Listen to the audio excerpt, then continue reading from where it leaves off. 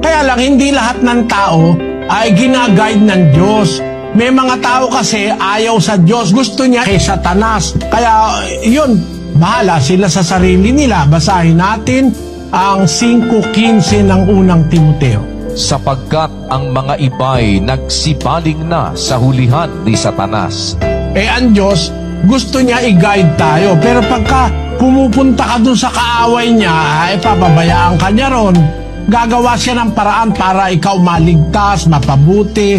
Pero pagka talagang willfully ayaw mo siyang kilalanin, ay hahatulan ka ng Diyos.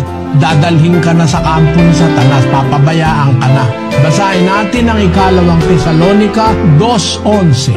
At dahil dito'y ipinadadala sa kanila ng Diyos ang paggawa ng kamalian upang magsipaniwala sila sa kasinungalingan, upang mga hatulan silang lahat na hindi nagsisampalataya sa katotohanan